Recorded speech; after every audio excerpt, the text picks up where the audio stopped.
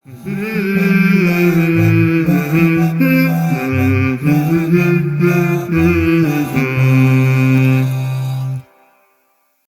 keluarga muslim, alhamdulillah kita kembali lagi di program Halo Ustadz. Ada pertanyaan, insya Allah ada jawabannya.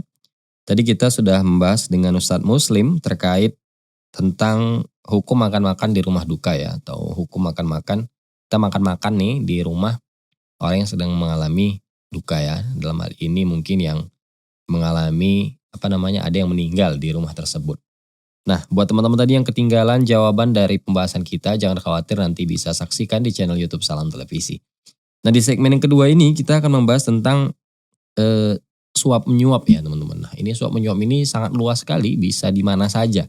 Namun sebelum saya bacakan detailnya, saya ingin mengajak kembali untuk terus berdonasi ke Salam TV Peduli agar kami bisa terus beroperasional untuk menyampaikan pesan-pesan kebaikan. Dan tidak lupa saya ingin mengajak juga untuk bergabung di program Halo Ustadz dengan cara chat ke nomor WhatsApp 0852 9667 1046. Apabila antum semuanya memiliki pertanyaan dan memerlukan jawaban dari sudut pandang agama, silahkan tanyakan langsung.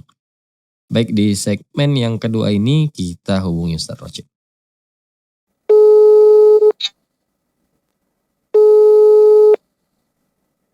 Halo Ustadz, Assalamualaikum. Waalaikumsalam warahmatullahi wabarakatuh.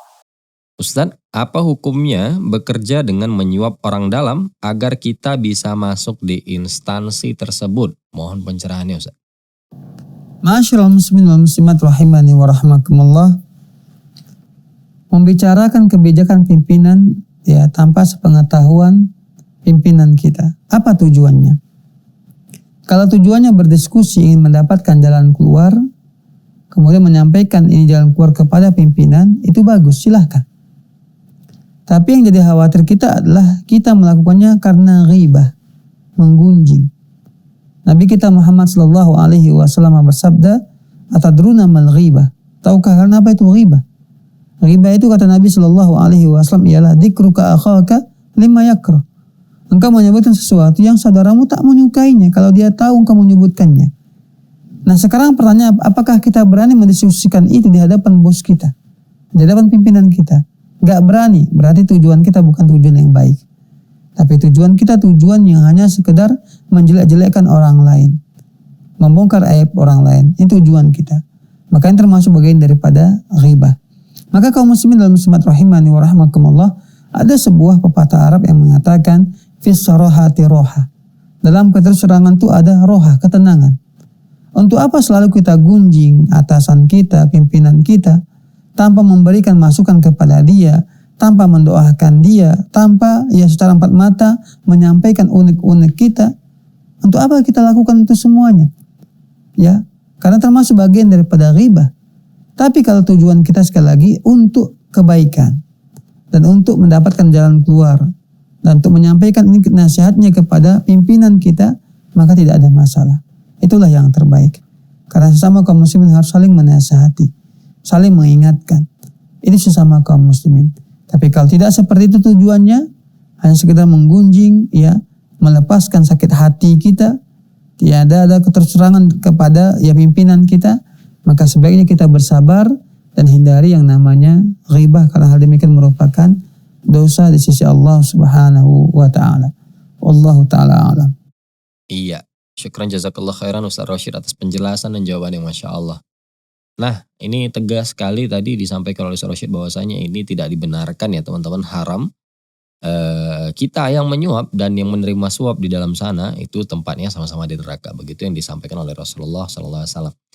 Jadi memang sifat suap menyuap ini tidak dibenarkan ya teman-teman. Nah, kemudian tadi ada pembahasan sedikit tambahan dari Ustaz Rosyid. Bagaimana dengan gaji yang dihasilkan ketika kita berhasil masuk dengan proses suap tersebut. Nah, ini ada dua catatan ya. Yang pertama, jika kita memang menyuap tersebut memang untuk bekerja, tapi kita memang punya skill ya teman-teman. Kita memang punya skill di bidang tersebut, namun proses masuknya saja yang prosesnya melalui suap, dan memang punya skill di bidang tersebut, kita memang bermanfaat ya, berpotensi untuk memajukan instansi tersebut, maka gajinya tersebut ini halal teman-teman ya, dibolehkan. Namun apabila dia sudah menyuap, catatan yang kedua ini, apabila dia sudah menyuap, namun dia memang tidak punya skill sama sekali. Yang penting dia bisa bekerja dan dia berpenghasilan. Dan ada orang yang lebih baik lagi dari dia dengan cara yang adil, maka gaji yang diterima oleh karyawan ini itu haram teman-teman ya. Tidak halal. Apalagi dia memang tidak mempunyai kemampuan. Memang murni karena adanya orang dalam dan dia masuk agar dia bisa dapat penghasilan dan tidak memiliki kompetensi sama sekali. Nah ini tidak dibenarkan dan ini gajinya haram teman-teman ya. Semoga kita terhindarkan dari proses suap menyuap dan kita semoga bisa bekerja di bidang yang kita geluti atau yang kita senangi. Untuk semuanya. Amin ya rabbal alamin. Wallahu alam teman-teman, nanti akan kita lanjutkan di segmen berikutnya. Jangan kemana-mana, tetap di program Halo Ustaz. Ustaz, bolehkah mendiskusikan kebijakan pimpinan dengan karyawan lain tanpa pengetahuan pimpinan tersebut? Mohon pencerahannya Ustaz.